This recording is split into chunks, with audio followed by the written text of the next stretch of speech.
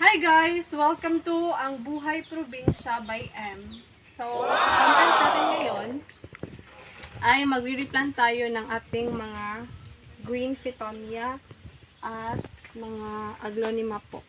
Kasi, napapansin ko sa mga Fittonia ko ay hindi sila healthy. So, I think I need to repot this one, ang mga Fittonia ko na to. At saka, magre-repot din siguro ako, mag-cut din ako ng photos para mas ma-propagate ko pa. So, let's go!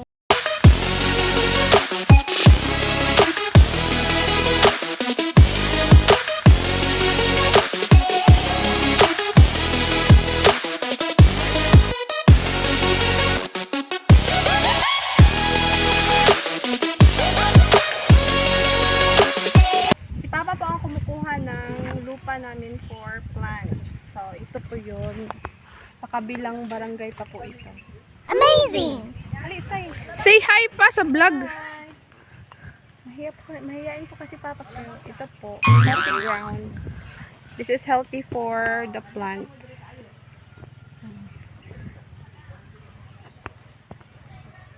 Hi, Fefe!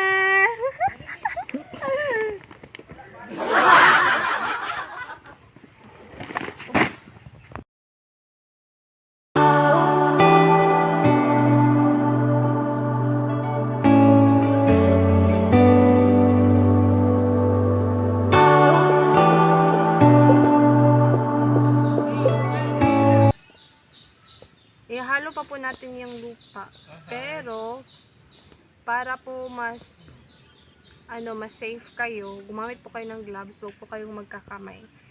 Gaya nito, may mga basag na mga glass.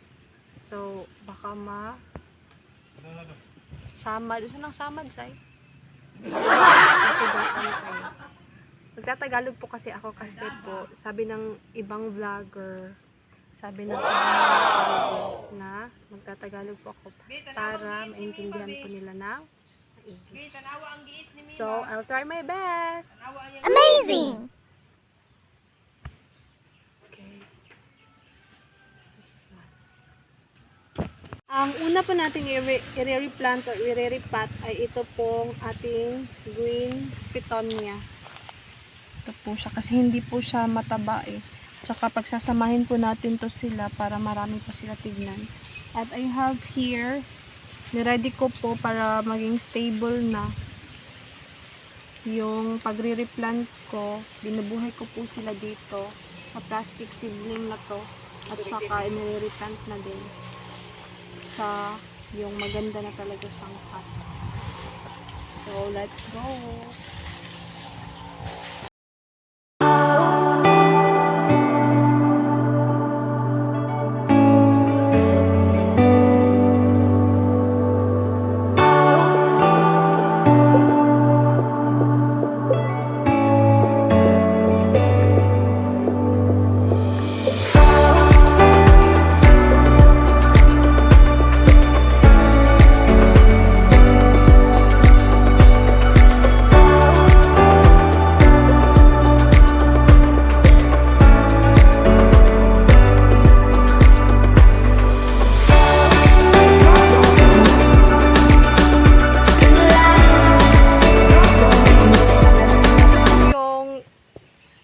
Watermelon peperomia natin.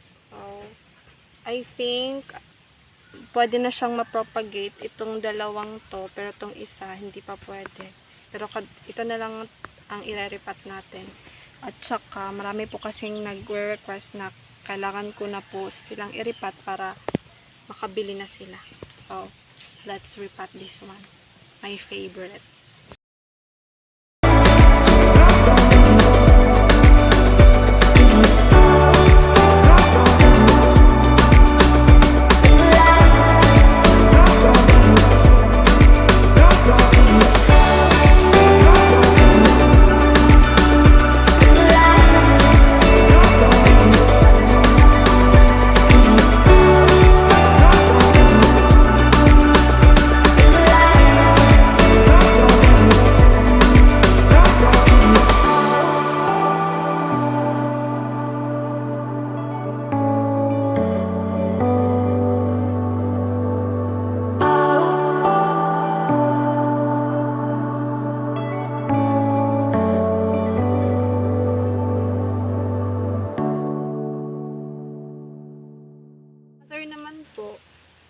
Isasali ko na lang po itong, I think this is Ephesia, a family of Ephesia.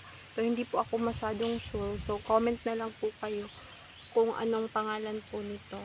Pinurchase ko po, bago ko po itong pinurchase, pero i-reripat na po natin sila kasi madami-dami na din po sila.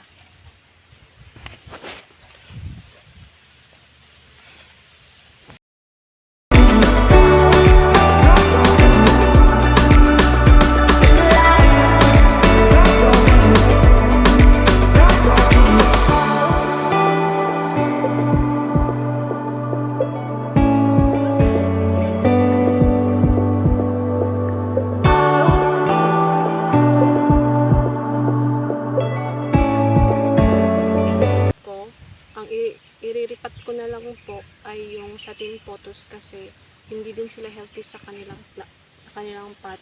At saka bago pa lang po kasi ito sa amin. So ito na lang po iriripat natin. Let's have this one, the cuttings.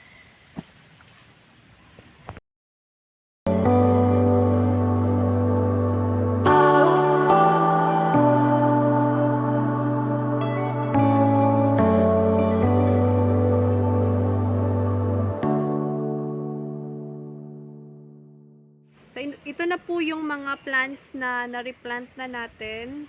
At saka mukhang magiging healthy na sila sa ating lupa na nilagay. At saka, ibabalik na po natin sila sa kinalalagyan natin. So, dapat po, pag nagtatanim kayo, pag plantita kayo, kailangan nyo po na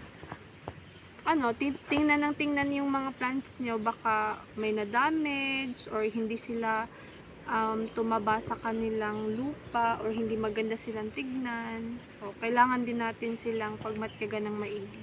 So, thank you so much sa mga nanonood dyan ng mga plantita. And thank you po sa mga subscribers ko. Do not forget to subscribe. Amazing! Ang Buhay Probinsya by M.